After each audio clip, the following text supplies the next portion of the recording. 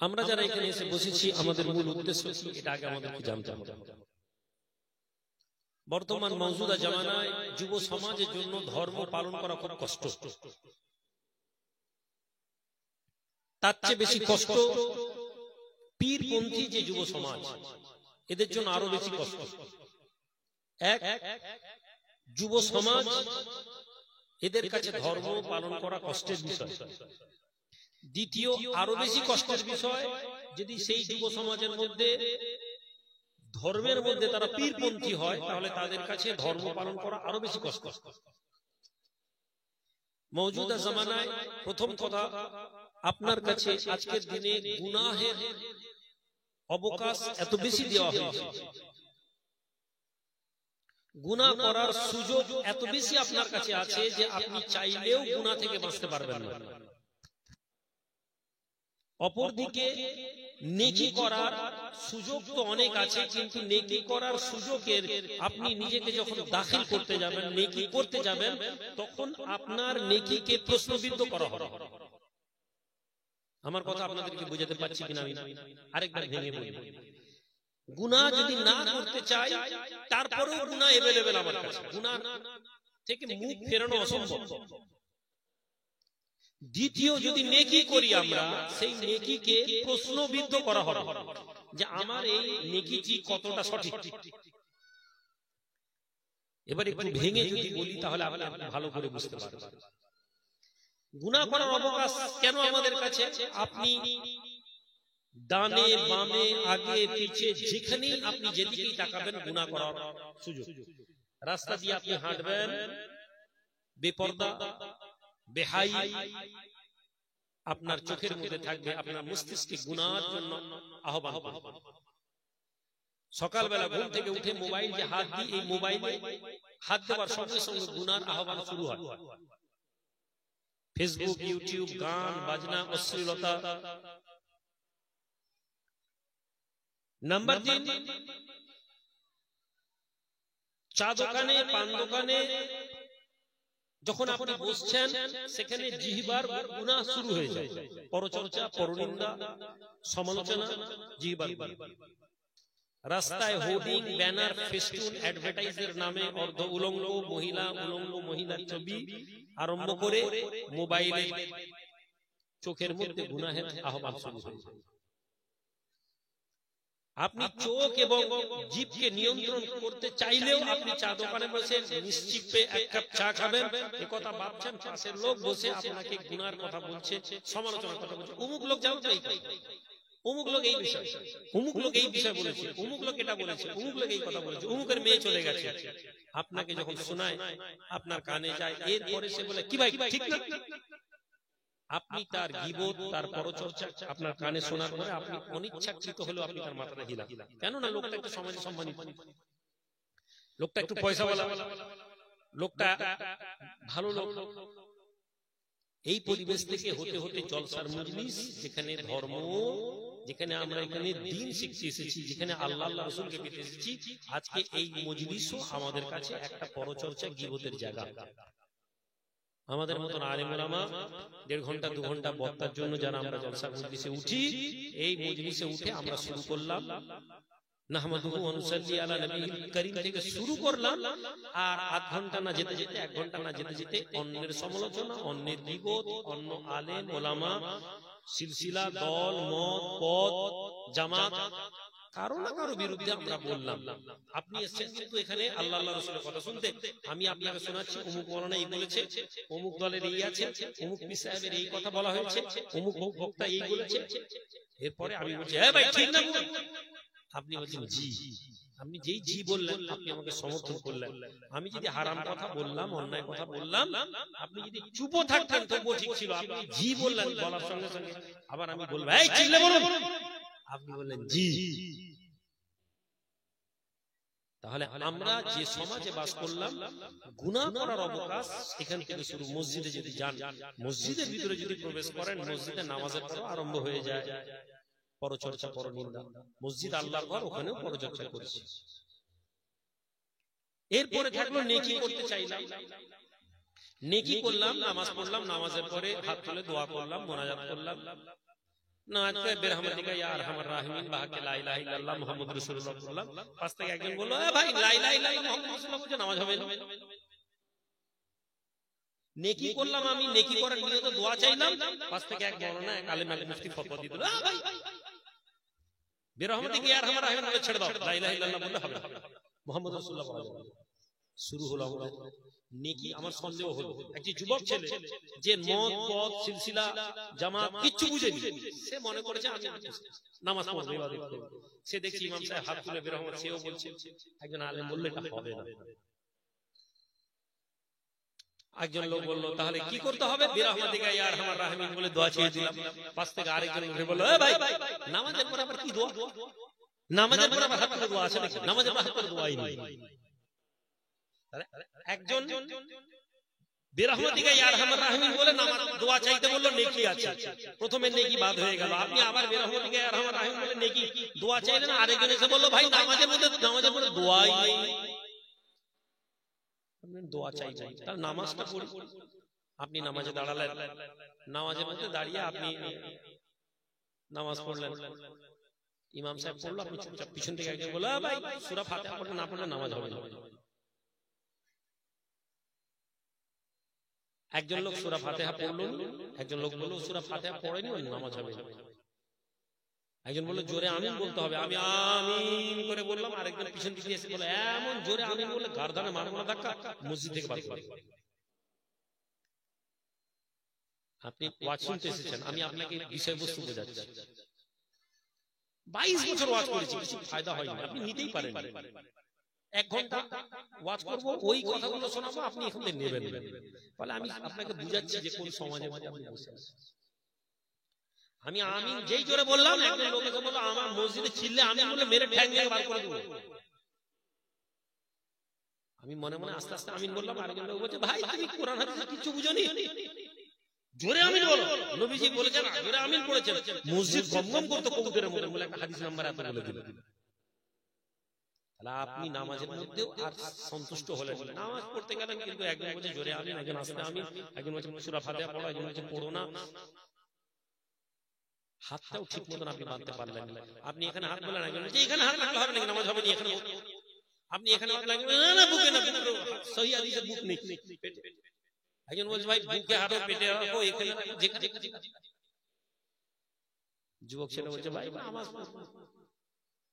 তাহলে আপনি ইবাদত করতে গেলেন, ইবাদত করলেন। রমজান মাস এলো, তারাবি পড়তে গেলেন, তারাবিতে দাঁড়ালেন। একজন বলছে ভাই 20 রাকাত তারাবি নেই, 8 রাকাত তারাবি। যুবক ছেলে বলছে ভালো জিনিস, 20 রাকাত অনেক কষ্ট হয়, 8 রাকাত তারাবি পড়ো। 8 রাকাত তারাবি পড়া শুরু করলাম, আরেকজন এসে বলল ভাই তারাবি নামাজই নেই, নবীজি জামাতে তারাবি নামাজই নেই। নবীজি 8 রাকাত করে পুরো রমজানে পড়েছেন, একজন না না তারাবি নামাজ আছে, পড়তে হবে, জামাত করে পড়ার দরকার নেই, একা একা পড়ো।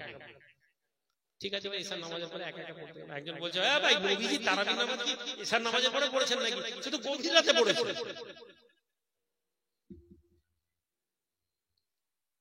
সম্মানিত হাজির, এই সমাজে আমরা বাস করছি, এটা সার্বিক ধর্ম মানার কথা বলছি, সার্বিক যে ধর্ম মানে। এরপরে যখন আপনি পীরপন্থী হবেন, আপনি যখন পীরের মুরিদ হবেন, তখন তো আপনার জীবন আরো কষ্ট। এক তো পয়সা দিয়ে আমাকে এখানে নিয়ে এসেছে, নজরানা দিয়ে পীর সাহেব পীরজাদাকে নিয়ে আসছে, তারপরে আপনাকে বলা হচ্ছে বেয়াদব। আপনি যদি কিছু একটা বলে দেন তোমার চাকর এসেছি, গোলাম এসেছি। তারপর যে লোকটা হাক্কানি পীরদের কিতাব পড়লো, তাসাউফের কিতাব পড়লো, সেখানে বলা হলো যে নিজের ইচ্ছা বলে কিছু থাকবে না। পীরের দরবারে পীরের মুরিদ হওয়ার পরে নিজের আনন্দ ফুর্তি ইচ্ছাকে কোরবানি দিতে হবে, পীরের হুকুমকে মান্যতা দিতে হবে। এক তো আপনি যুবক হয়ে জোরে আমিন আস্তে আমিন হাফ প্যান্ট পরে নামাজ পড়ছেন, ওটা নিয়ে বিতর্ক। পীর সাহেবের মুরিদ হতে গেলে আপনার আমিত্ব থাকবে না। তাহলে আপনি বলুন ধর্ম মানে কোন জায়গা আমরা রাখছি আলেম ওলামা, সবাই বলছে আমি ঠিক, সবাই বলছে আমি ঠিক, সবাই সবাইকে বলছে বাতিল, সবাই সবাইকে বলছে জাহান্নামী। আমি গত কয়েকদিন আগে দিল্লি নিজামুদ্দিনে জিয়ারত করতে গেছিলাম, একটা ফেসবুকে পোস্ট দিয়েছি, অথচ ওই পোস্টটা একেবারে সাধারণ পোস্ট। সেখানে আমি না তো কবর জিয়ারতের কথা বলেছি, না তো কবর জিয়ারত পক্ষে বিপক্ষে, কিছু ভালো কাজ নজরে এসেছে বলেছি। আমি বলছি আপনাদের চোখে এই ভালো কাজগুলো লাগে না, এইটুকুন কথা। আপনি বিশ্বাস করবেন কোথা কোথা থেকে যারা জীবনে যাদেরকে কোনোদিন আমার ফেসবুক পেজে দেখিনি, তারা এসে যে যা পারে বলছে। বলতে বলতে একটা লোক বলছে মানে হারাম কথাবার্তা সে আমার ব্যাপারে বলতে আরম্ভ করে। আমার গায়ে লাগেনি, আমাকে এই জন্য ভালো লাগলো যে আপনি ভাবার চেষ্টা করুন যে আপনি আমার মতন একজন লোকের ব্যাপারে যদি সমাজকে এত কথা আঙুল তোলার লোক থাকে, তো আপনি যে সাধারণ লোক হুজুরের কাছে ধর্ম শিখেছেন, আপনাকে তো এক মুহূর্তে চটকে দিবে। সম্মানিত ভাইরা, আমরা অল্প সময় আমি আপনাদেরকে কিছু সহজ সরল কথা বলবো। আমি আপনাদেরকে আকীদা, আপনাদেরকে ধর্মের গভীরতা নিয়ে কোনো আলোচনা করব না। একজন ভালো মানুষ কিভাবে হওয়া যায় এটা নিয়ে আলোচনা করব। আপনারা শুনবেন, শোনার সঙ্গে সঙ্গে চেষ্টা করবেন এই কথাগুলো কোনো একটা কথা নিজের জীবনে আনা ইনশাআল্লাহ। আল্লাহ নবী, দয়ার নবী, নূর নবী রাসূল আরবি জিজ্ঞেস করলেন, তোমাদেরকে কি আমি জানিয়ে দিব ভালো মানুষকে? হে গোকুল নগরের জওয়ানেরা, যুবকেরা, তুমি আল্লামা হবে কিনা আমি জানি না, তুমি বড় নামাজি হবে কিনা আমি এখন বলতে পারবো না, তুমি নেক কতটা হবে আমি বলতে পারবো না। তোমার কাছে আমার আবেদন, তুমি প্রথমে একটি কাজ করো, তুমি প্রথমে একটা নেক মানুষ হওয়ার চেষ্টা করো, ভালো মানুষ।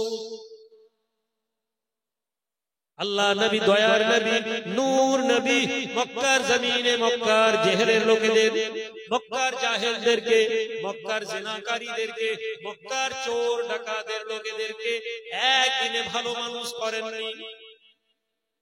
নবীজি মানুষকে হেদায়েতের ডাক দিয়েছেন। আল্লাহর কোরআন বলে, হুয়াল্লাযী বা'আসা ফিল উম্মিয়িনা রাসূলাম মিনহুম ইয়াতলু আলাইহিম আয়াতিহি ওয়া ইউযাক্কিহিম ওয়া ইউআল্লিমুহুমুল কিতাব ওয়াল হিকমা ওয়া ইন কানু মিন ক্বাবলু লাফী যালালিন মুবিন। 1450 বছর আগে মক্কা রাসূলুল্লাহর নবুয়তের দাবি করার পূর্বে, আল্লাহর নবী নবুয়তের কাজ শুরু করার পূর্বে মক্কার লোক অন্ধকারে ছিল, মক্কার লোক জিনাকারী ছিল, মক্কার লোক চোর ছিল, মক্কার লোক ডাকাত ছিল, মক্কার লোক মানুষ হত্যা করত, মক্কার লোক মানুষের হক নষ্ট করে দিত, মক্কার লোক ভাইয়ে ভাইয়ে মারামারি করত, মক্কার লোক বংশে বংশের সাথে লড়াই করত। একদিন নয়, দুই দিন নয়, জেনারেশন ওয়াইজ লড়াই চলত মক্কায়, বংশের লড়াই চলছে। বাপ মরতে মরতে বলছে, শোন, তোর দাদার সাথে ওর দাদার লড়াই ছিল, তোর দাদা বদলা দিতে পারেনি, আমার বাপ বদলা দিতে পারেনি, আমিও পারিনি, তোকে দায়িত্ব দিয়ে যাচ্ছি, ওর বংশকে শেষ না করা পর্যন্ত তুই শান্তিতে থাকবি না।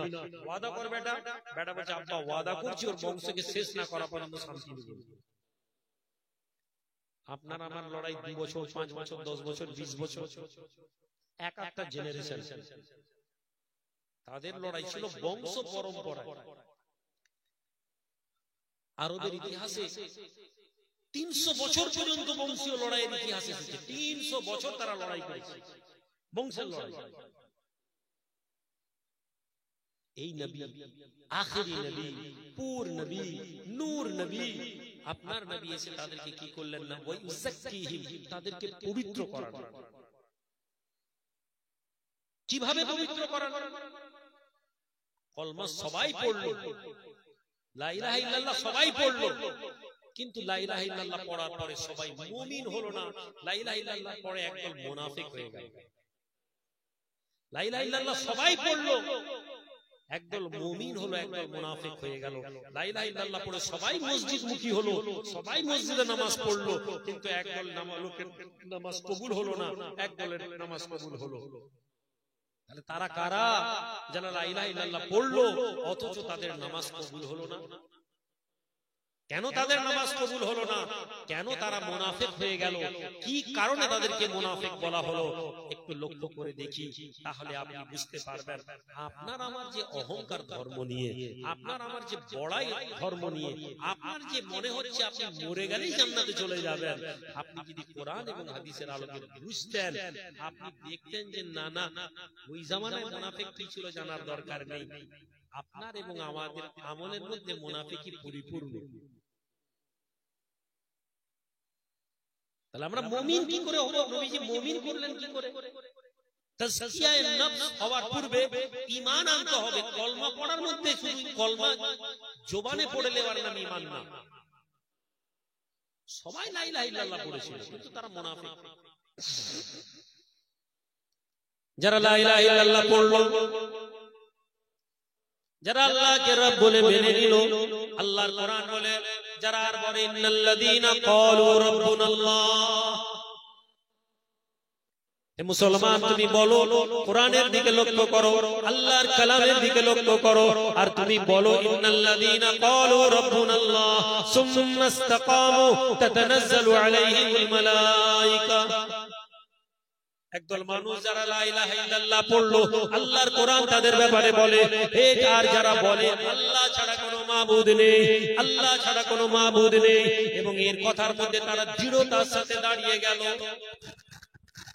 এই কথা বলে যারা মজবুতের সাথে আল্লাহর প্রতি রাবেতা রাখলো, আল্লাহর সাথে কানেকশন তৈরি করলো, হ্যাঁ হ্যাঁ সে বলতে লাগলো ক্বালু রাব্বুনাল্লাহ, আমাদের রব আল্লাহ। এ কথা বললো সে জবানে এবং অন্তরে। তারা অন্তরের মধ্যে কাউকে মাবুদ মানলো না, অন্তরের মধ্যে তারা কাউকে রাখলো না, তাদের ভয় ছিল আল্লাহর প্রতি। ইন্নামাল মুমিনুনা আল্লাযীনা ইযা যুকিরাল্লাহ। হ্যাঁ হ্যাঁ, মুমিন ওই ব্যক্তি, আল্লাহর কোরআন অপর জায়গায় বলে, হ্যাঁ মুমিন ওই ব্যক্তি। আশেপাশে কেউ সিগারেট খাবেন না। ইন্নামাল মুমিনুনা আল্লাযীনা ইযা যুকিরাল্লাহ। আল্লাহর কোরআন বলছে মুমিন কে? আল্লাহ বলছে মুমিন সেই ব্যক্তি যখন তাদের কাছে আল্লাহর কথা আলোচনা হয়। সুবহানাল্লাহ বলবেন। ইযা যুকিরাল্লাহ, যখন তার কাছে আল্লাহর কথা আলোচনা হয়, তাদের অবস্থার কাইফিয়ত বর্ণনা করা হয়েছে, মুমিনদের সিম্পটম বলা হয়েছে। আপনাকে আমি মুনাফিক বলছি না, আপনাকে আমি মুনাফিক বলছি না, আপনি নিজেকে জাজ করুন কোরআনের আয়াত দ্বারা। সমস্যা পুরো মজলিসের মধ্যে 10টা লোক বেরোবে না যে কোরআনের 10টা বাংলা আয়াতের মানে জানে। সবচেয়ে বড় আমাদের সমস্যা এটা। কোরআনের অর্থ আমরা জানি না, বলে আল্লাহ কি বলেছেন আমরা জানি না। আপনি এসেছেন ভাইজান, আপনার মুখ থেকে আল্লাহ আল্লাহর রাসূলের কথা শুনবো। আমি একটা কথা বললাম, আমার পরের বক্তাকে ঠিক আমার বিরুদ্ধে বলবে, সেও কোরআনের একটা আয়াত পড়ে দিবে। আপনি আমার মজলিস থেকে বেরিয়ে গিয়ে আরেকটা দলের মজলিসে যাবেন, আমি যা বলেছি তার উল্টোটা বলবে, সেও কোরআনের দলিল দিয়ে দিবে।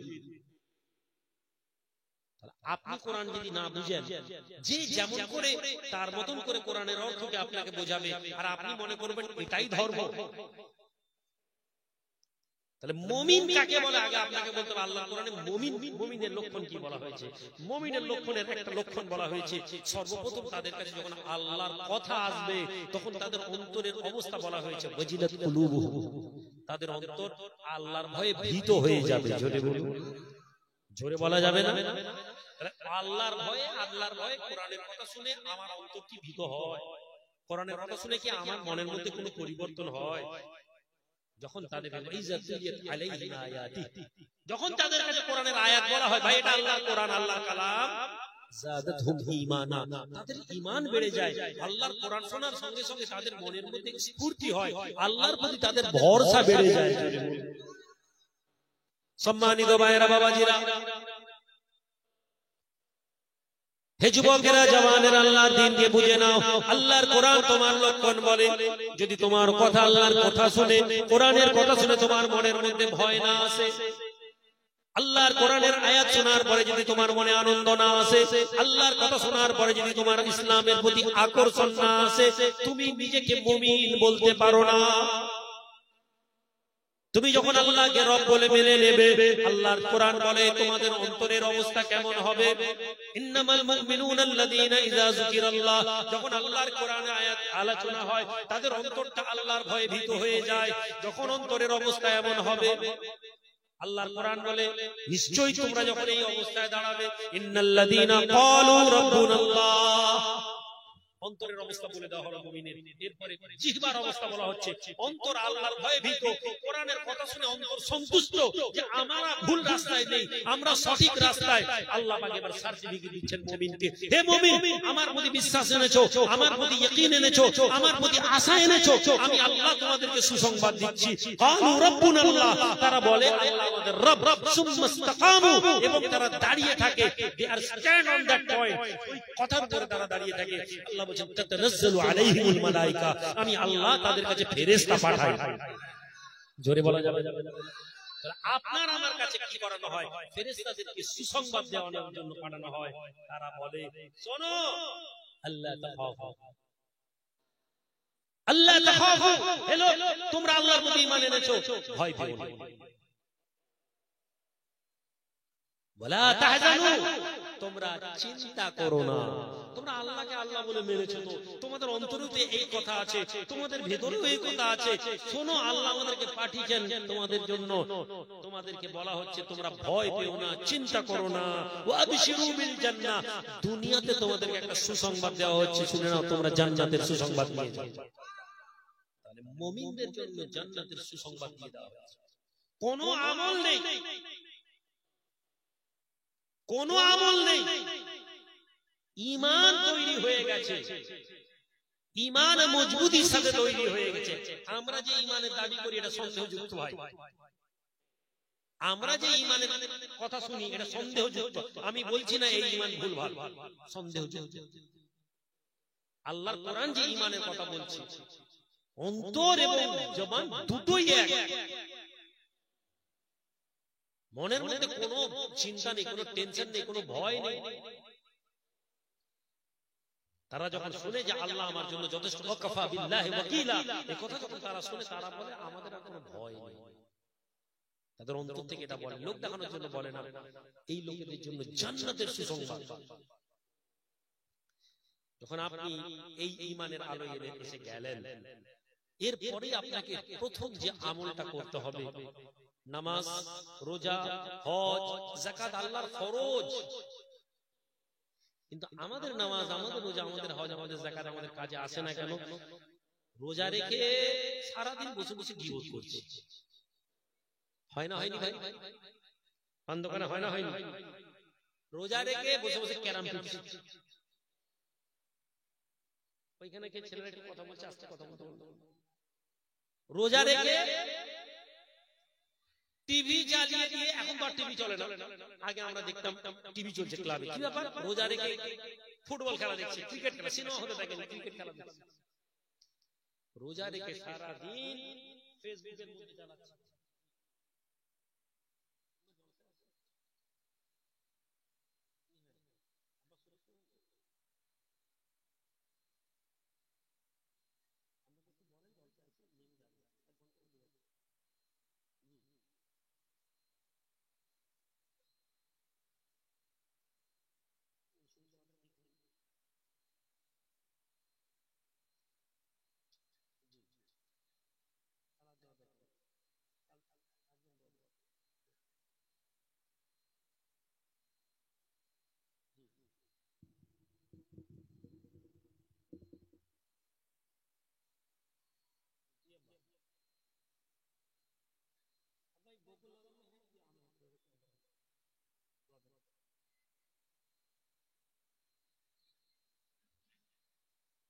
বাড়ি থেকে ফোন এসেছিল, দুরূদ শরীফ, আল্লাহুম্মা সাল্লি আলা।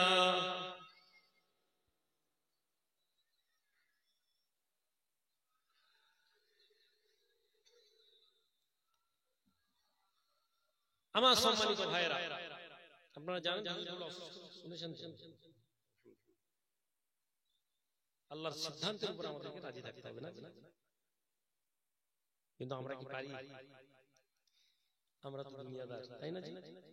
আমরা দুনিয়াদার না? দুনিয়ার জমিনে আমাদেরকে সবকিছু জানার পরেও আমরা কেউ দুনিয়া ছেড়ে যেতে চাই না। আমাদের মনে হয় আমাদের ছেলে মেয়ে মা বাবা। সুতরাং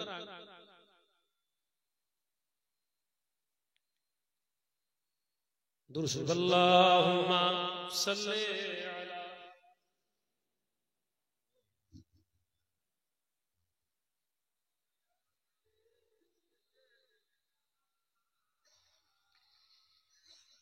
তাহলে আমরা যারা ভালো মানুষ হতে চাইবো আমাদেরকে চেষ্টা করতে হবে কি না, আমাদেরকে প্রথমে চেষ্টা করতে হবে আল্লাহর দৃঢ়তার সাথে দিয়ে ভালো মানুষ হতে হবে। ভালো মানুষকে নবীজি জিজ্ঞেস করছেন, তোমাদের কি বলে দেবো ভালো মানুষকে?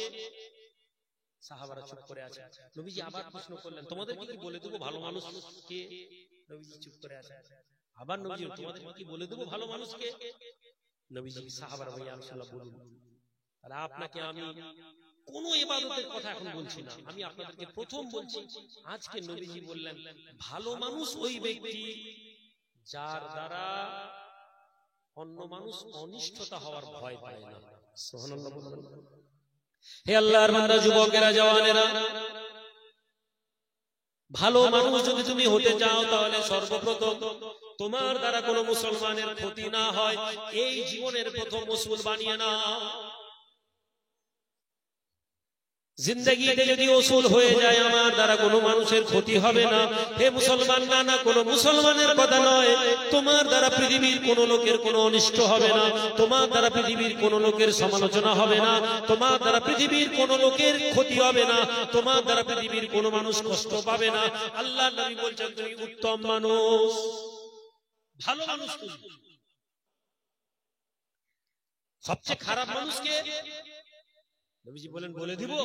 সাহাবারা বলেন ইয়া রাসূলুল্লাহ, সবচেয়ে খারাপ মানুষ ওই ব্যক্তি যার দ্বারা তার বাড়ির মানুষ অনিষ্টতায় ভয় পায়। যাকে একটা লোক যে সকাল থেকে নিয়ে সন্ধ্যা পর্যন্ত কারো সাথে খারাপ ব্যবহার করে না, মানুষ তার সাথে যদি খারাপ ব্যবহার করে সে দুটো জিনিস করতে পারে, এক সে সেটা দিয়ে মুখ ফিরিয়ে নিতে পারে, অথবা সে বলতে পারে কালু সালামা, ঠিক আছে। আলেম সমাজ এই যে তর্ক বিতর্ক, ইলমের তর্ক হয়, আমি মাঝে মাঝে আমি এরকম একটা ফিতনায় মাঝে মাঝে জড়িয়ে যাই, কারণ আমি জানি একজন লোক আপ্রাণ চেষ্টা করছে এই ফিতনাতে আমাদেরকে জড়ানো। আর এই ফিতনার উদ্ভব সোশ্যাল মিডিয়া। আজকে যত সমাজের ফিতনার উদ্ভব আপনি দেখবেন সোশ্যাল মিডিয়া। কোন বক্তব্য, কোন ক্লিপকে আমরা কেটে আটছাট করে চালিয়ে দিল, হাজার হাজার মানুষ কে কার ভক্ত একটা সমালোচনা করে। আমি আপনাদেরকে বলবো, আপনি যদি কোনদিন পীর ভক্ত হন, তাহলে আপনি যদি নিজেকে পীর ভক্ত মনে করেন, আপনি সমালোচনা করা বন্ধ করুন, সোশ্যাল মিডিয়ায় কমেন্ট করা বন্ধ করুন।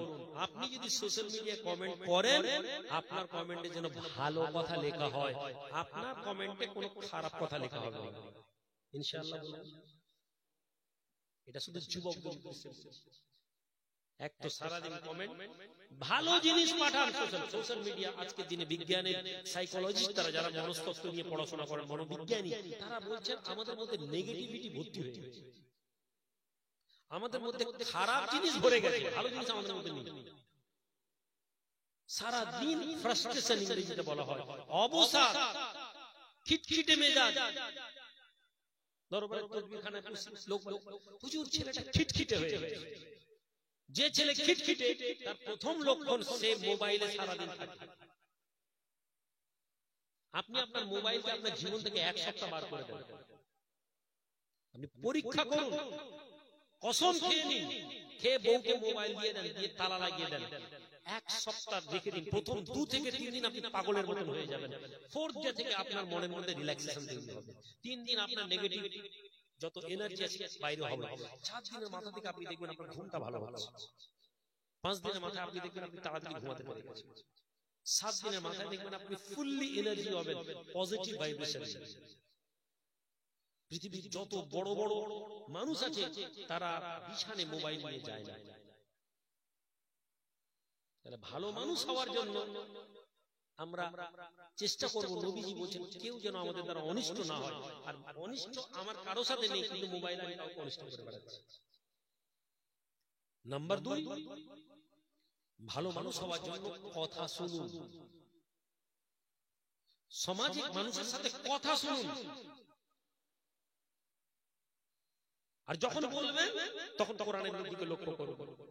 ইয়া আইয়ুহাল্লাযীনা আমানুত্তাকুল্লাহ ওয়া কুলু কাওলান সাদীদা। হে যুবকেরা, জওয়ানেরা, এই মজলিস থেকে যদি ভালো জিনিস নিয়ে যাও তাহলে শুনো আল্লাহর কোরআন বলে, হে ঈমানদার, তোমরা আল্লাহকে ভয় করো। আর যখন কথা বলবে, কি কথা বলবে আল্লাহর কোরআন বলে দিয়েছে, ওয়া কুলু কাওলান সাদীদা, ঈমান वालो अच्छी बातें किया करो। আল্লাহর নবীর ফরমান, হে মুসলমান, তোমরা কথা বললে ভালো কথা বলো, নতুবা তোমরা চুপ থাকো। কথা বলো, নবীজি বলেন কথা বললে ভালো বলো, নতুবা সুকুত ইখতিয়ার করো, সাইলেন্স ইখতিয়ার করো, চুপ থাকো। আমরা কথা বললে সমালোচনাকে আমরা গ্রহণ করেছি, আমাদের কথার মধ্যে অন্য লোক কম বুঝে, এইটা আমাদের কথার মধ্যে বেরোয়। আমাদের কথার মধ্যে অন্য মানুষ ইসলাম সম্পর্কে জানে না, মৌলানা কথা বলছে, সে বলছে আমি ছাড়া আর কেউ না, বক্তা কথা বলছে, আমার বক্তব্য সবচেয়ে ভালো বক্তব্য, সে অন্যকে ছোট করে নিজেকে সেরা জাহির করছে, ইল্লা মাশাআল্লাহ কিছু বড় বড় আলেম ওলামাদের কথা ছাড়া। আমরা কথা যদি বলি ভালো বলবো, না বললে ভালো বলবো না। থার্ড নাম্বার 4, ভালো কাজ করুন। হিন্দিতে একটা কথা হয়, নেকি কর দরিয়া মে ডাল। হে যুব সমাজ, তোমার গ্রামকে, তোমার এলাকাকে ডেভেলপ করতে হবে, এসো তুমি নিজের ওসুল বানাও, গোল তৈরি করো। সেই গোলের মধ্যে একটা গোল হবে নেকি কর দরিয়া মে ডাল। ভালো কাজ করো আর ভুলে যাও। আমরা কষ্ট কখন পাই? আমি কষ্ট কখন পাবো? ধরুন আমি গোকুলনগরে আসছি, দীর্ঘদিন ধরে আসছি, মানুষের মহব্বত করছি, ভালোবাসছি, আপনি ভালোবাসছেন, হঠাৎ আপনি আমাকে দাওয়াত দেওয়া বন্ধ করে দিলেন। আমার মনে হবে দেখো আমি ওদের গ্রামে জলসায় যেতাম, আরে কত ভালো এ করতাম, কালেকশন করে আমাকে দাওয়াত দিল রে। এটা স্বাভাবিক, কিন্তু আমার মনের মধ্যে যদি এই ধারণা থাকে, আরে ভাই জলসায় গেছে, পয়সা নিয়েছি, ডাকলে আলহামদুলিল্লাহ, না ডাকলে আমি আমাকে দিয়ে বোঝানোর চেষ্টা করছি। আমরা সমাজে ভালো কাজ করি। একজন যুবক সমাজে রাত 12টায় কেউ ফোন করলো, ভাই আমার ঘরে একটু ছেলেটার পেটে যন্ত্রণা হচ্ছে, একটু আসো না। আপনি ঘর থেকে বউয়ের সাথে বাপের সাথে ঝগড়া চুরি করে মোটরসাইকেল নিয়ে বেরিয়ে গেলেন, রাত 2টার সময় গাড়িতে করে নিয়ে যাচ্ছেন, তাকে মোটরসাইকেলের ডাক্তারের কাছে করছেন, হ্যাঁ ভাই খুব ভালো ভালো। হঠাৎ আপনি একদিন বিপদে পড়েছেন, গ্রামের এরকম 30টা লোককে আপনি হেল্প করেছেন, আপনি ফোন করছেন, ভাই আমার না ঘরে আমার আম্মা অসুস্থ, এসো না। ভাই আমি তখন শরীর খারাপ, ভাই আমার ঘরে তো কেউ নেই, তোমার ভাবি একা। দেখবেন সবাই আপনাকে রিজেক্ট করে দিচ্ছে, আপনার মনের মধ্যে ফ্রাস্ট্রেশন আসবে, আপনার মনের মধ্যে আক্রোশ আসবে, আরে এত লোকের আমি সাহায্য করলাম, আমার বিপদে আমার পাশে কেউ দাঁড়ালো না। শয়তান আপনাকে ধোঁকা দিবে, শয়তান আপনাকে কষ্ট দিবে, এবং আপনি পরবর্তীকালে আপনিও মানুষকে কষ্ট দিবেন। কিন্তু আপনি যদি নবীজির অনুযায়ী ভালো মানুষ হতে চান, আমি রাতের বেলা আমি আপনার এখানে এসেছি, আমি যদি নাও আসতাম আপনাদের জলসা বন্ধ হতো না, কেউ না কেউ জলসা করে দিত। আমি যখন এখানে আসছি, আমি এই প্রত্যাশা নিয়ে আসছি, আমি না এলেও এদের চলবে। আপনি যখন কোনো কাজ করবেন, ওই কাজের রিটার্নের এক্সপেকটেশন রাখবেন না, প্রত্যাশা রাখবেন না। আমি এটা আমার এই সোশ্যাল ওয়ার্ক আইমা করতে গিয়ে শিখেছি। প্রথম 2-4 বছর আমার এক্সপেকটেশন খুব হাই ছিল সমাজকে নিয়ে। কেন আমার মনে হয়েছে, আরে আমার সমাজ জানেনি আমি কার জন্য কাজ করছি, আমার সমাজ জানেনি আমি মুসলমানদের জন্য কাজ করছি, আমার সমাজ আমার কাছে আসবে। এই প্রত্যাশা, এই ভালোবাসা। কিন্তু আমি যখন দিন যেতে লাগলো, যত যেতে দেখলাম যে মানুষের স্বার্থে লাগলে দুজনই আইমা করে, কিন্তু যে লোকটি স্বার্থের বিরুদ্ধে লেগে গেছে ওই লোকটা আইমার বিরুদ্ধে চলে গেছে। আর এই এক্সপেকটেশন 2021 আমি বুঝে গেছি যে না, যে মুসলমান লোক এইটা ধারণাই রাখতে পারে না যে আমি সমাজের জন্য কাজ করছি, এই মুসলমান লোক, এই মুসলমান লোকের লাঠি আছে। এই আপনাদের পশ্চিমবঙ্গ ভোটের টাইম ছাপ্পা করেছে, আপনারা জানেন, আমি বলেছি, ওটা পূর্ব মেদিনীপুর জেলায় একমাত্র ময়না পশ্চিম পাড়ার লোক যারা আইমার বিরুদ্ধে লাঠিচার্জ করেছে, বোম চালিয়েছে। গোটা পূর্ব মেদিনীপুর জেলা কোথাও হয় না। আমি বহু জায়গায় হেরেছি, বহু জায়গায় জিতেছি, কিন্তু আমি ওই যে লোকগুলো বোম চালালো, যে লোকগুলো লাঠি চালালো, ওই লোকগুলো আবার আমার কাছে এসেছে। কি জি কথা ঠিক না ভুল? এসেছে ভাইজান দাওয়াতে আসতে। তারা মনে করলো ভাইজানের কাছে গিয়ে ভাইজানকে দাওয়াত দিয়ে দিলাম, ভাইজানকে জলসা বসিয়ে দিলাম, আমাদের সব গুনাহ মাফ হয়ে গেল। আমি তাদের সাথে ভালো আখলাক কেন করলাম? আমি কেন করি? শুধু ময়না এই লোকগুলো ধরুন আমাকে বহুদিন দাওয়াত দেয়, তারপর হঠাৎ হঠাৎ আবার দাওয়াত দিচ্ছে 4-5 বছর, আবার যদি আমাকে দাওয়াত না দেয় আমার মনের মধ্যে কষ্ট হবে। কেননা আমার এক্সপেকটেশন আলহামদুলিল্লাহ জিরো তো বলবো না, কিন্তু এক্সপেকটেশন লেভেল খুব লো। এটা আমি আমাকে দিয়ে বুঝাচ্ছি, আপনাদেরকে প্রত্যেককে এটা বুঝতে হবে যে সমাজে আপনি ভালো কাজ করবেন, কিন্তু আপনার প্রত্যাশা থাকবে না যে সমাজ আপনাকে রিটার্ন দিবে। যদি কিছু রিটার্ন পেয়ে যান এটা ফায়দা। পুরো পূর্ব মেদিনীপুর জেলার টিএমসির একটা বৃহত্তর অংশ আইমানের বিরুদ্ধে লড়াই করে, এটা আমার জন্য অনেক বড় পাওয়া। সমস্ত আইমান লিডার হলদিয়া অঞ্চলে কোন লিডার সবাই এটা জানে যে ভাইজান যা করছেন সমাজের জন্য না। স্যার আমরা আইমান ছেলেদের বিরুদ্ধে কিছু করবো, ভোট যেকে যাকে ভোট দিয়েছে, অনেক জায়গায় ছাপ্পা করেছে, কিন্তু আইনের সাথে লড়াই। এটা আমার টিএমসি লোকেদের কাছে একটা প্লাস পয়েন্ট, এটা একটা প্রত্যাশা। তাহলে যেটা পেয়ে যাব এটা আলহামদুলিল্লাহ, যদি কিছু নাও পাই হবে না। কেন না? জামানার নবীদেরকে সমাজ রিফিউজ করেছে। নবীদেরকে আল্লাহর সাথে বান্দার ডাইরেক্ট কানেকশন যাদের মধ্যে, তাদের মধ্যে নবীরা সবচেয়ে ডাইরেক্ট। জোরে বলুন সুবহানাল্লাহ। প্রত্যেক বান্দার সাথে আল্লাহর কানেকশন আছে। সুবহানাল্লাহ বলবেন না? আপনার মনে হচ্ছে শুধু হুজুরদের সাথে, আপনার মনে হচ্ছে শুধু নামাজীদের সাথে, না। মদিনা মুনাওয়ারায় বান্দা যৌবনে গান গেয়ে বেড়ায়, আল্লাহর মসজিদে যায় না, লুকিয়ে লুকিয়ে ঘুরে বেড়ায়, গান গায়, মসজিদে নববী থেকে দূরে থাকে। যৌবনে যুবক গান গাইতে গাইতে ওই মানুষ বৃদ্ধ হয়ে যায়, অন্ধকার জামানার মতন সে হারাম কাজে লিপ্ত থাকে। বৃদ্ধ হয়ে গেছে, গলার আওয়াজ বসে গেছে, আর কোন মানুষ গান শুনে না, আর গান গাইলে হাত পাতলে কেউ পয়সা দেয় না। ওই বৃদ্ধ মানুষের গান গাইতে গাইতে পয়সা না থাকার কারণে একদিন খাওয়ার নেই, দুদিন খাওয়ার নেই, 3 দিন খেতে পায় না। জান্নাতুল বাকির কাছে ওই ব্যক্তি শুয়ে আছে, এমন সময় আল্লাহর দরবারে নিজের অজান্তে হাত তুলে দিয়েছে। মুসলমান, তুমি জানো না তোমার রবকে, তুমি জানো না তোমার মালিককে, তুমি জানো না তোমার প্রভুকে। এমন একজন তোমার প্রভু, তুমি যদি তাকে ডাক না দাও তবুও তিনি তোমার খবর রাখেন, তোমার খবর তিনি রাখেন। ইন্নাল্লাহা খাবীরুম বিমা তা'মালুন। হে বান্দা, আমি সব খবর তোমার রাখি, তুমি যাই করছো আমি তোমার খবর রাখি। সেই মালিকের দরবারে হাত তুলেছে কে? সারা জীবন গুনাহ করে নেকি করে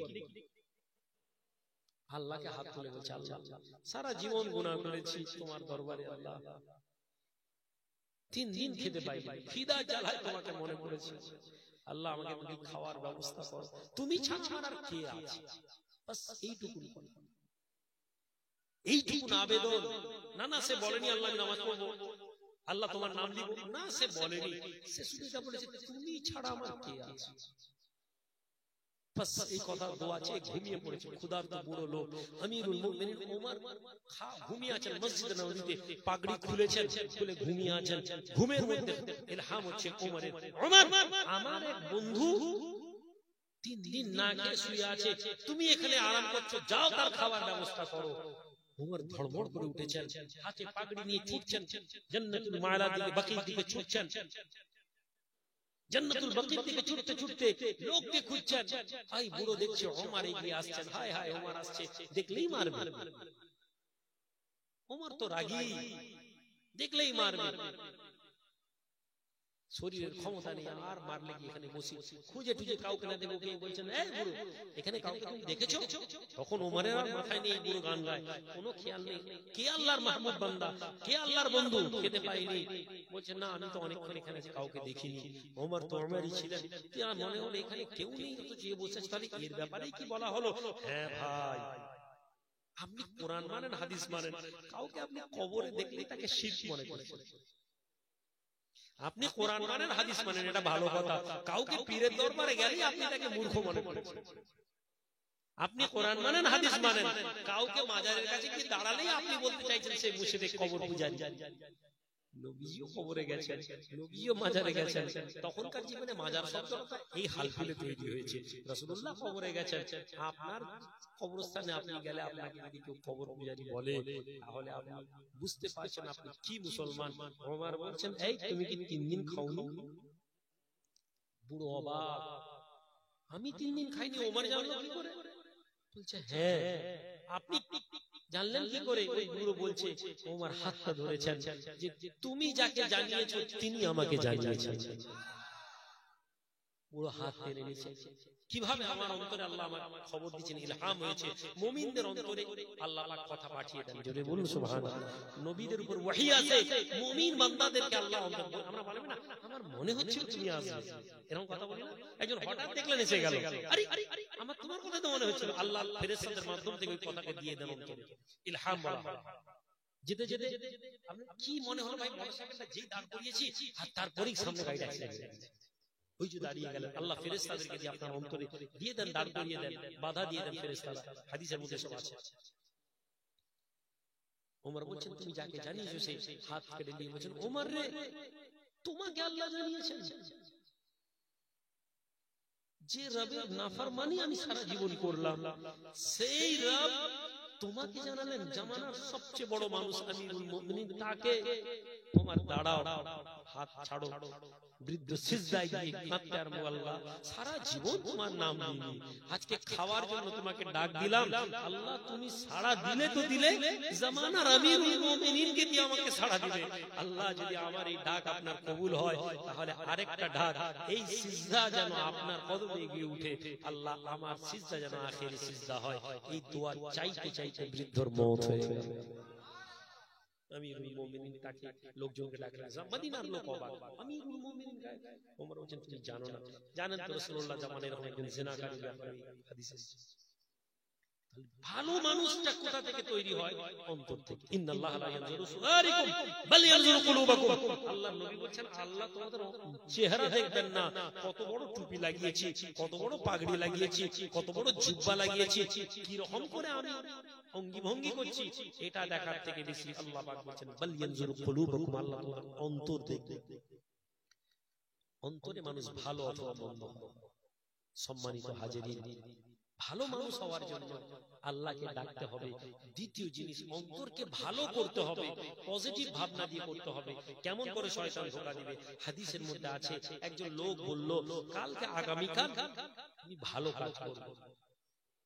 আল্লাহ নবী দয়াল নবী বলেন, এক ব্যক্তি অন্ধকারে 100 দিরহাম দিয়ে দাঁড়িয়ে আছে আর মনে মনে বলছে, আজ একজন মানুষকে আল্লাহর রাস্তায় দান করব। একথা বলেছে, অন্ধকারে একজন লোকের হাতে টাকা দিয়ে দিল। সকালবেলা সে শুনতে পেল, হায় হায় হায় হায়, একজন লোক কাল রাতে অন্ধকারে দান করেছে। ওই ব্যক্তি যাকে দান করেছে সে লোকটা চোর। মন খারাপ হয়ে গেছে, আল্লাহর রাস্তায় দান করতে গেলাম, চোরকে টাকা দিলাম। লোক বলছে, ওরা কি দানের মূল্য, চোরকে দান করেছে। মনটা খারাপ হয়ে গেল।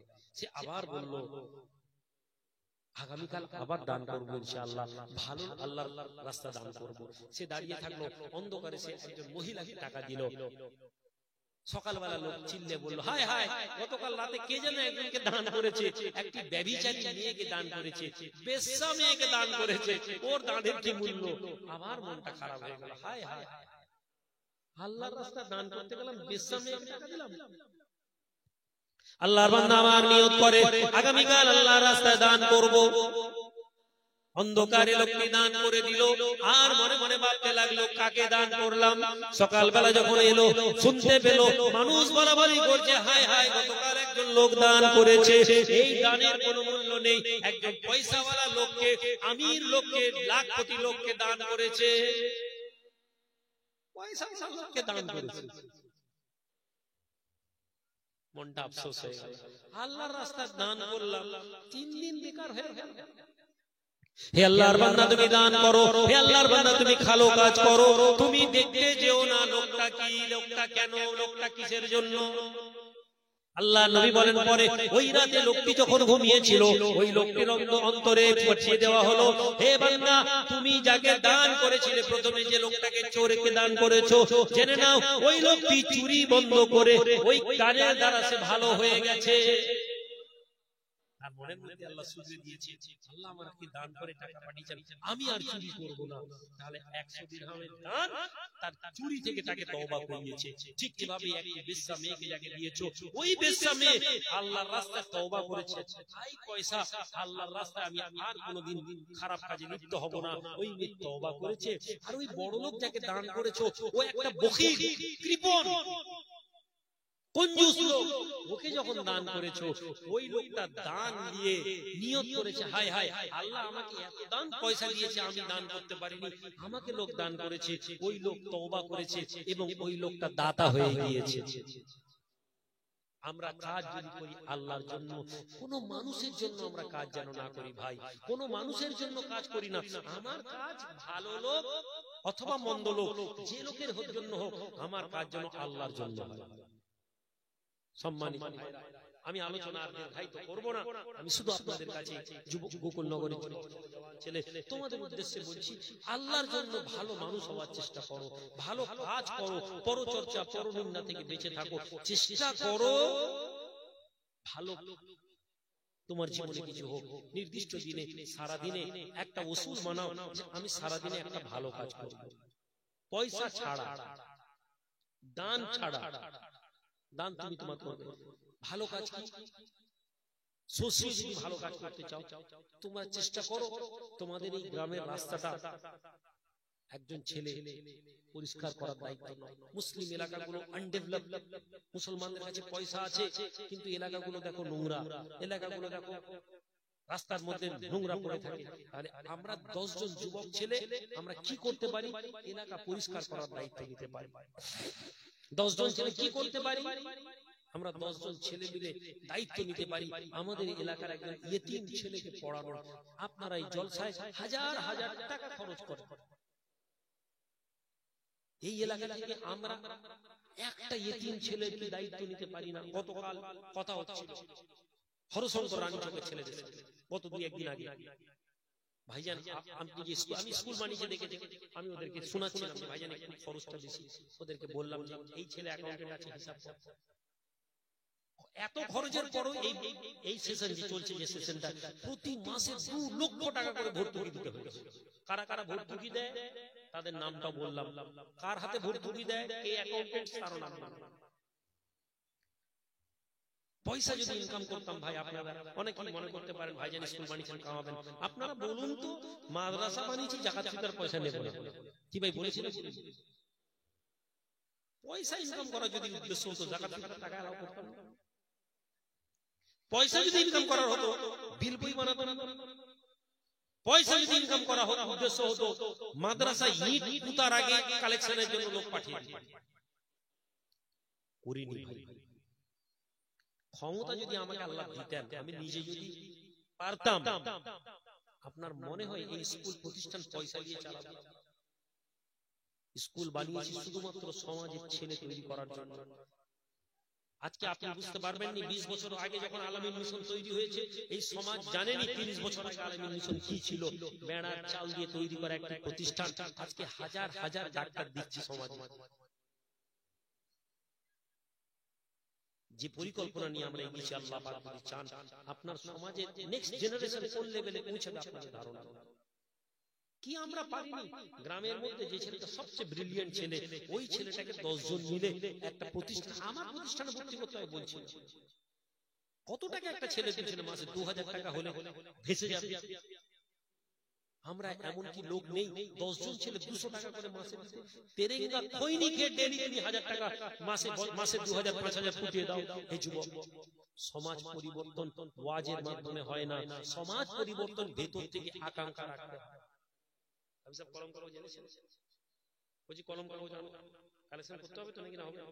হ্যাঁ, খাতা নিয়ে বসে আছে। তাহলে আমরা সোশিও ডেভেলপমেন্ট করতে পারি। মাসে একবার কালেকশন, বছরে একবার কালেকশন, জলসা করবেন। প্রতিটি জলসায় বাধ্যতামূলক করে দিন গ্রামবাসী, এই বছর জলসার পরে একটা কি কাজ করবে বলো, সমাজের কি? এক রাতে 1 লাখ 1.5 লাখ টাকা আলেম ওলামাদেরকে দিয়ে শেষ করে দিলাম। 1 লাখের প্যান্ডেল জেনারেট করে 1 লাখ টাকা ফুটিয়ে দিলাম। ঠিক আছে, আপনি করুন। জলসা বন্ধ করার ভাবনা ভাবা যাবে না। এখান থেকে আমাদেরকে ফায়দা বার করতে হবে। জলসা বন্ধ করে দেবো, অর্কেস্ট্রা হবে। একদল মানুষ মুসলিম সমাজের মধ্যে আছে, দেখবেন তারা জলসার বিরুদ্ধে লাগাতার বলছে। কিসের জন্য? কেননা তারা এটা জানে জলসা করলে মুসলিম সমাজ একটা আদর্শের মধ্যে থাকবে। তারা অর্কেস্ট্রা নিয়ে বলে না, দেখবেন তারা কোনোদিন বলে না হাঙ্গামা নিয়ে, কিন্তু তারা জলসা নিয়ে বলে। এই জলসা হচ্ছে, সারা রাত কি লাভ হচ্ছে? হ্যাঁ, এই যে যুবক ছেলেদেরকে দেখছেন আপনার এলাকার, এই যুবক ছেলেরা অর্কেস্ট্রা করেনি, এরা কাওয়ালি করেনি। তাহলে আপনার জলসা তোলার পরিকল্পনা হচ্ছে, কিন্তু আপনি জলসা করুন। জলসা থেকে আপনারা পরিকল্পনা নিন। আমরা এই জলসা থেকে আমরা অ্যানাউন্স করব, এই বছর আমাদের এই জলসার উদ্যোগে আমাদের যা উদ্বৃত্ত হবে, আমাদের যা ফান্ড রিলিজ হবে, আগামী বছর এইখানে দাঁড় করান। ভাইজান, এই ছেলেটিকে আমরা আমাদের জলসা কমিটির পক্ষ থেকে 1 বছরের পড়াশোনার দায়িত্ব নিচ্ছি। যেদিন আমরা এটা করতে পারবো, এই জলসা দেখবেন আরো মানুষ বলে ভাই জলসা কর। এই জলসা আমরা সিদ্ধান্ত নিব, এমন বক্তা এমন আলেমকে করব না যারা বিতর্কিত কথা বলে, পরচর্চার মধ্যে ডুবিয়ে রাখে। অনেক বড় আলেম হতে হবে এমন জরুরি নয়, কিন্তু আমরা বিতর্কিত কথা শোনার জন্য বক্তা করব না। আলেম সমাজ একে অপরের বিরুদ্ধে বলবে, কোন ব্যক্তি কোন সিলসিলার বিরুদ্ধে বলবে, এমন জলসা আমরা শুনবো না। কি ভাই, হবে না? হবে না? আমাদেরকে ভাবতে হবে না? আমরা যদি পরিবর্তন না হই, আল্লাহ আমাদেরকে পরিবর্তন করবে।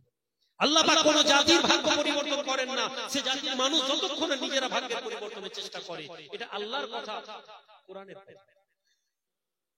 আমরা চেষ্টা করব আমাদের সমাজের মধ্যে ইতিম ছেলেদের জন্য দায়িত্ব নিতে, রমজান মাসে বিধবা মেয়ে তাদের জন্য দায়িত্ব নিতে। রমজান মাস আসছে, বয়স্ক মহিলা, আমরা গ্রাম থেকে চেষ্টা করব আমাদের গ্রামের যে বয়স্ক মহিলা বৃদ্ধ মানুষ আছেন, এমন লোক যার ছেলে দেখেনি, মেয়ে দেখেনি, পড়ে থাকে, ওই বুড়ি মানুষের সারা মাসের রমজানে তাদের ইফতার এবং সেহরির দায়িত্ব নিব। 30টা যুবক ছেলে আমরা বেরিয়ে যাব, 30 জন যুবক ছেলে বেরোবো। আপনি আজকের দিনে আমার ঘর থেকে এই চাচা, দাদা তোমার ঘরের ইফতার আর সেহরির দায়িত্ব আমার। ইসলাম এটার নাম। ইবাদত তো যা করছেন আপনি দেখছেন তো, এই ইবাদত আমি যাই বলবো না কেন, আরেকদল মনীষা এসে বলবে এসব করার হয়েছে। তুরস্ক ওসমানী খেলাফত ডেভেলপ হচ্ছে। কি করে ডেভেলপ হচ্ছে? মানুষ দোকানে রুটি দোকানে আসছে, রুটি কিনছে, রুটি কিনে কি করলো, 5টা রুটি দেন, 5টা রুটিকে তারা কি করলো, নিল, দিয়ে একটা সামনে টুকরি আছে, সেই টুকরিতে একটা রুটি রেখে দিয়ে চলে গেল। কেউ এসে বললো 10টা রুটি দেন, 8টা রুটি নিল, 2টো রুটি রেখে দিয়ে চলে গেল। যার যেমন ক্ষমতা, টুকরি জমা হচ্ছে। ইউরোপের গুপ্তচর এসে দেখছে কি ব্যাপার, টুকরিতে এরকম করে রুটি জমা হয় কেন? কিছুদিন পর, কিছুক্ষণ সমাজের পাশে দেখলো একটা লোক এলো ছিন্ন ভিন্ন কাপড় নিয়ে, এসে বললো কিছু আছে বাড়তি? একজন লোক বললো হ্যাঁ হ্যাঁ মা আছে। আস্তে করে এক ঠোঙার মধ্যে ওইখান থেকে একটা রুটি তুলে সাইড দিয়ে দিল। মেয়েটি দোয়া করতে করতে যাচ্ছে, রুটিওয়ালা বলছে না না আমার জন্য নয়, বরং যে লোকটা তোমার জন্য দিয়েছে সে দোয়া চাইতে বলেছে। আহা, কি মুসলিম সমাজ ছিল, আমার কি ইতিহাস ছিল। আমি আজকে একটা ফুল যদি কাউকে দিই, তারপরে ক্যামেরার দিকে দেখে দেখি। আজকে দান নাম ছাড়া আজকে দান করার কোনো মানসিকতা নেই। আল্লাহর জন্য দান করিনি। নবীজি বলেছেন তুমি যখন ডান হাতে দান করবে, তোমার বাম হাত যেন না জানে। হে মুসলমান সমাজ, বলো শেষ দান তুমি লুকিয়ে করেছো, কেউ জানেনি কে আছে। তুমি ভালো মুসলমান, তুমি জোরে আমিন না আসতে আমিন, রাফায়ে দান নিয়ে ঝগড়া, কেরাত নিয়ে ঝগড়া। তুমি একজন নবীর আদর্শ মুসলমান হওয়ার আখলাকে জীবনে তোমার কিছু নেই। এইটা যখন ইউরোপের, তুরস্কের যখন এই অ্যাক্টিভিটিসটা মানুষ জানলো, আপনারা অবাক হবেন। জার্মানির এই কাজটা অলরেডি তারা শুরু করে দিয়েছে। এই কাজ তারা একটা কফি শপে গিয়েছে, এটা আমি নিজেই ফেসবুকে দেখার কথা বলছি। আদর্শ আমার ছিল, ইতিহাস তুরস্কের লোকেরা তুলে ধরেছে, আর ফেসবুকে তারা দেখে তারা এই ক্যাম্পেইনিং চালালো। ইউরোপ, জার্মানির কিছু মুসলিম কি বলে খ্রিস্টান ছেলেরা বললো আমরা কেন পারবো না, মুসলমানরা এই কাজ করে যদি এগোতে পারে আমাদেরকেও করতে হবে। তারা আসতো কফি দোকানে এসে বলছে 4টা কফি, তারা একটা এক্সট্রা কফি রেখে দিত। এইভাবে তারা কফি তাদের এলাকায় যারা হোমলেস বলে, অভাবী বলে, তারা দান করলো। হে গোকুলনগরের ছেলে, তুমি আমার ওয়াজ শুনছো, আমি ওয়াজ করার জন্য আসিনি। আমি জলসা শুধু সুবহানাল্লাহ বলিয়ে ঘর যাওয়ার জন্য আমি এই মজলিসে আসিনি। আমি শুধু পয়সা কামানোর জন্য তোমাদের কাছে আসিনি। তাহলে আমি চাই তোমরা আমার জলসা থেকে 30 জন ছেলে এমন বেরো যারা নিজেরা দায়িত্ব নেবে। একজন যুবক ছেলে, এই ইমাম সাহেবকে দায়িত্ব দাও, ইমাম সাহেব আপনার দায়িত্ব 30টা ছেলেকে দিবেন, আমি দায়িত্ব নিলাম। মসজিদের ইমামদেরকে কাজে লাগাও। মসজিদের ইমাম খালি আজান দিবে আর নামাজ পড়াবে, এটা মসজিদের ইমাম নয়। মসজিদের ইমাম হচ্ছে আমাদের সমাজের ইমাম হবে। যেদিন মসজিদের ইমাম সমাজের ইমাম হয়ে যাবে, সেদিন মুসলমান জাতির ভাগ্য পরিবর্তন হয়ে যাবে। আমরা পারিনি। ইমাম সাহেব বলছে, ইমাম সাহেব মেম্বার উঠে ইমাম সাহেব কমিটির লোক বলছে সুদের বিরুদ্ধে বলবেন না, গ্রামের 90% লোক সুদ। ইমাম সাহেব সুদ নিয়ে কথা বলেন। আবার একজন লোক বলছে ইমাম সাহেব নামাজ নিয়ে বেশি কথা বলবেন না, বেশিরভাগ লোক নামাজ পড়ে না। ইমাম সাহেব আল্লাহ নবীকে মহব্বত করলে জান্নাত, হুব্বে রাসূলের খালি জান্নাতের কথা শোনাচ্ছে। ইমাম সাহেব রাজনীতি নিয়ে কথা বলবেন না। একটা ইমাম কি বলে বলে তো মেম্বারে দাঁড়িয়ে সে রাজনীতি নিয়ে কথা বলতে পারবে না, অর্থনীতি নিয়ে কথা বলতে পারবে না, সুদ নিয়ে বলতে পারবে না, জিনা নিয়ে বলতে পারবে না। একটা টপিক আছে ভাই নামাজ পড়ো, আর একটা টপিক হচ্ছে ভাই কি বলো নবীকে মহব্বত করো, আল্লাহর রাস্তায় মসজিদে পয়সা দাও, দান করো। এই ইমামকে প্রত্যেক মসজিদের ইমামকে দাঁড়াতে হবে কওমের জন্য কথা বলার জন্য। আমরা মসজিদের ইমামরা তাবিজ তাসবির আর জলসা নিয়ে ব্যস্ত। আল্লাহ পাক আমাদেরকে তৌফিক দেন। গোকুলনগর আমি খুশি হব, আমি এই কথা অন্য কোনো গ্রামে এখনো বলিনি। আমি যদি এই গোকুলনগরের গ্রামের যুবকেরা তোমরা যদি 30টা না হোক 20টা না হোক 15টা তোমাদের গ্রামের ছেলে ইমাম সাহেব ছেলে তোমরা দায়িত্ব নাও যে আগামী রমজানে আমরা পরিকল্পনা করলাম ভাইজান আমরা এই 2-3টা ফ্যামিলি সবচেয়ে গরিব আমরা দায়িত্ব এই যে ছেলে কোনো কথা বলছে আমরা দায়িত্ব নিচ্ছি ভাইজান। যদি আপনারা পারেন তাহলে আমি মনে করব যে আসলে আপনারা আমাকে মহব্বত করেন। আমি মনে করব প্রতাপপুর দরবার শরীফের আদর্শ আপনারা গ্রহণ করতে পেরেছেন। আল্লাহ আমাদেরকে সকলকে তৌফিক দেন। বাবাজি আগামী বছর জলসা আছে, কয়েকজন যুবক ছেলে ছোট করে হাত তুলে দিলে খুশি হব। একদম সময় কম, আপনারা জানেন হুজুরুল্লাহ অসুস্থ আছেন। বাবাজি কালেকশন গত বছর কি কালেকশন করেছেন? ও ঠিক আছে, কি কালেকশন? দুরূদ শরীফ পড়ুন। আল্লাহুম্মা